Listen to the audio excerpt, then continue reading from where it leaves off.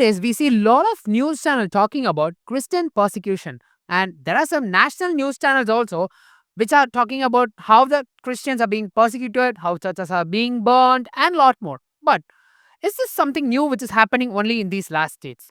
From when did this Christian persecution begin? What is the history behind it? Hello everyone, this is Mishael, and in today's episode, we are going to see something very important on how the Christian persecution began, what's the history behind it, and what we all need to learn from it. It's a very important episode which we everyone must really know. Join me.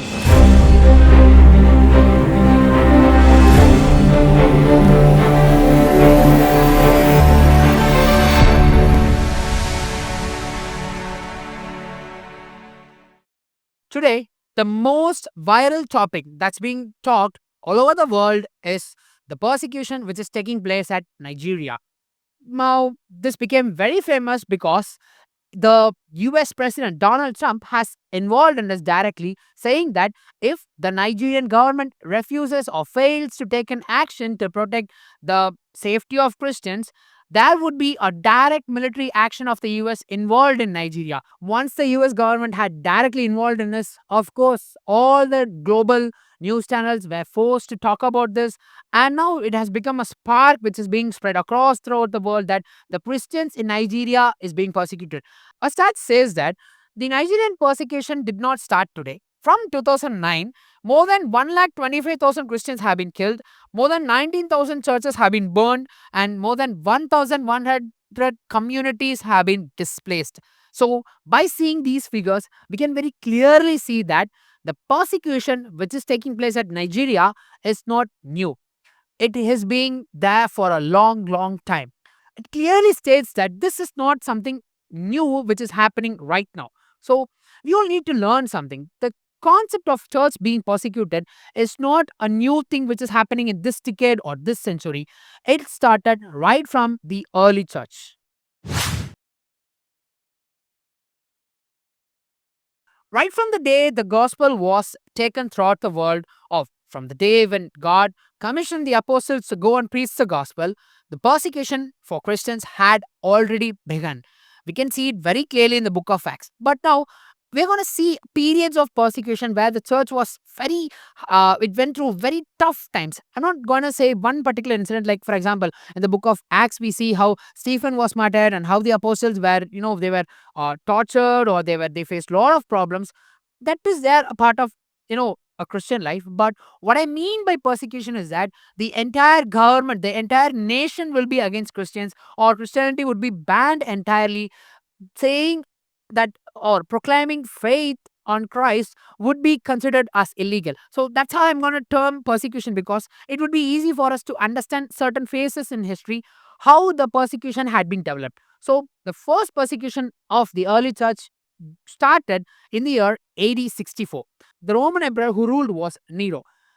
Nero was one of the most horrific person to tribulate or to persecute church during the early church times. There are some historical notes saying that he was even considered as the Antichrist due to the amount of torture that he gave for the Christians. Now, let us see how he persecuted the church.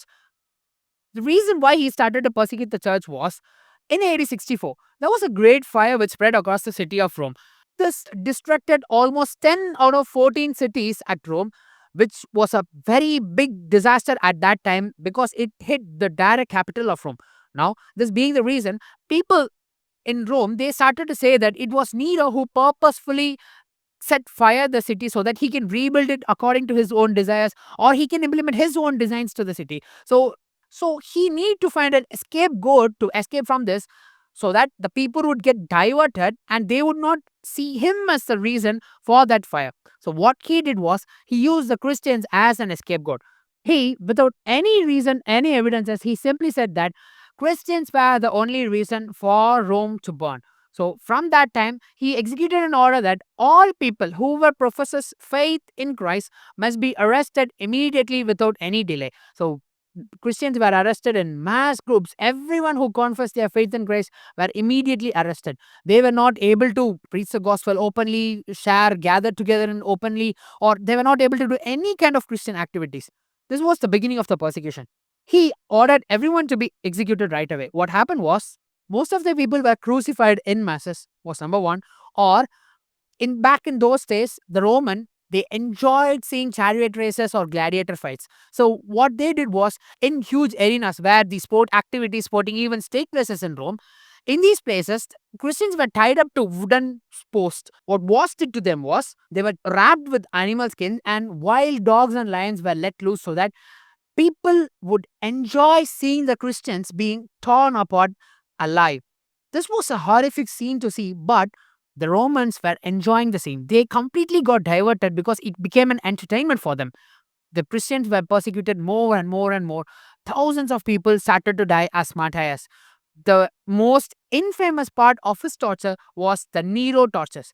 What Nero did was he started to lay wooden stacks around the arena, and he started to tie the Christians to that wooden post. He would then coat them with tar or oil or any substance that would burn very slowly, because once the sun sets and the sky gets darker, what he would do is that he would set those people on fire, they being alive, so that they would act as a human lamp. And when they are all the people are burning as torches, he would be having his celebrations, or he would have his chariot races or any other fun activities that he enjoyed. This was a very horrific event in a way that even the Roman people started to question that isn't it a very cruel act that Nero is torturing Christians to this extent?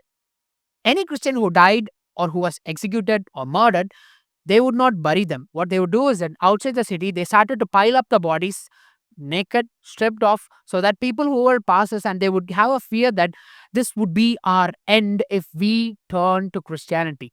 That's how horrifying the days of Nero was.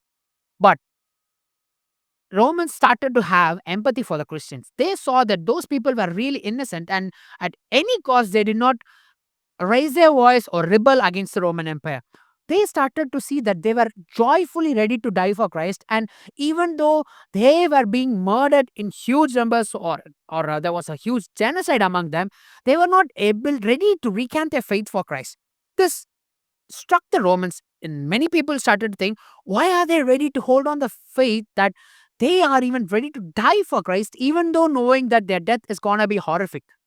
This created a great revival among them. There were so many Romans who started to turn back to Christ. The more Nero persecuted the church, the more the church started to grow. There was a great move of God where people were able to see that even though people were dying in mass numbers, still there were more people turning to Christ, and then more people were coming into faith. It was a great move of God. So we can clearly see that even though the church was persecuted, the church was growing, number one. And number two, the persecution of the church is not new. It started from the early church days itself. There is also a historical note saying that the great apostles, Apostle Paul and Apostle Peter, died during the reign of Nero. There is also a famous saying, it was Peter who joyfully went to the cross, saying that I had become a partaker of Christ in his sufferings, and now it's time for me to die like him, but not in the way how he was crucified. And he willfully had requested the Romans to crucify him upside down because he considered himself as unworthy to die just exact way how Christ died. It's a great thing, right? He was joyful to die as a martyr. Now, let me give you a few stats on today's date where and how the church is being persecuted.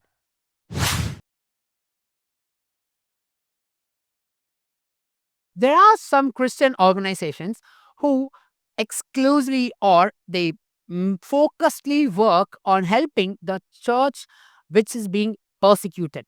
What they do is that they try to aid them, they try to give them the needs, supply the basic needs, survival kits, they give them Bibles in case if they are not able to print the Bibles there, they try to smuggle the Bibles in, or in case if they are being arrested by the government, they try to help them out in through legal methods, or if any pastor or an evangelist is being arrested by any terrorist organization, they try to support their family. And this is how some organizations work in a global level.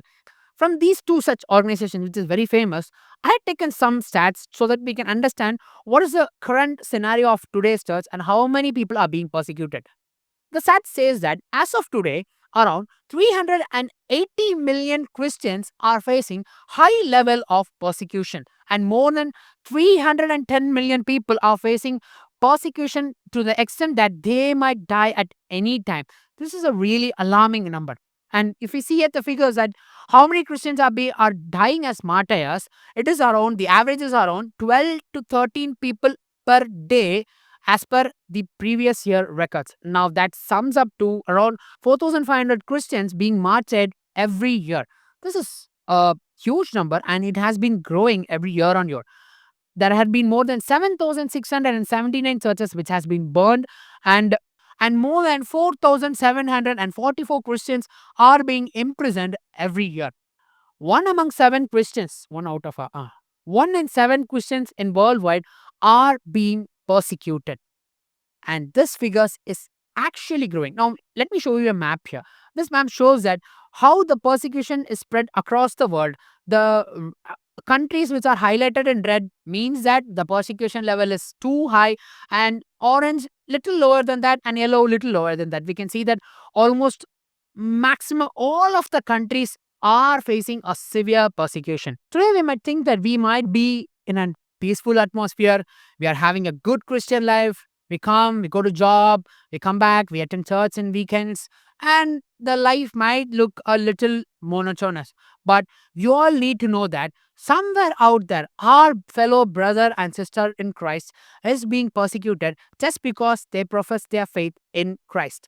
We need to know that all these people, if they recant their faith for just 1 second, they would be let free, but they are not ready to do that, and they are ready to die as martyrs for Christ.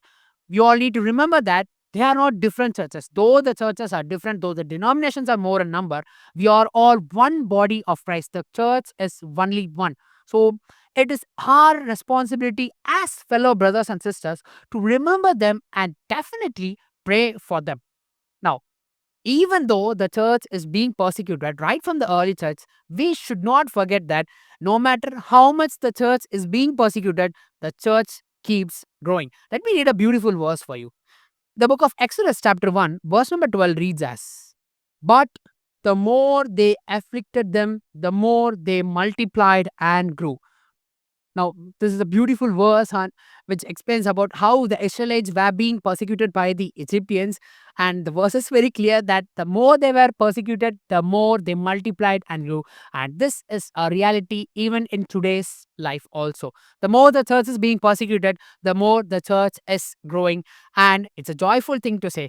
So, as brothers and sisters today, even if you are not facing persecution today, brothers and sisters who are watching this episode today, in case if you feel that you are being persecuted when you evangelize, or just because you profess your faith in Christ, it may be in your community, it may be in a college, school, workplace, or wherever it might be, remember that if you are being persecuted for the name of Christ, definitely God is gonna make it fruitful and gonna multiply you. Your ministry is not gonna go in vain. God is good. If it's God's will, we'll meet you in another episode of this weekly Pearl program. God bless you.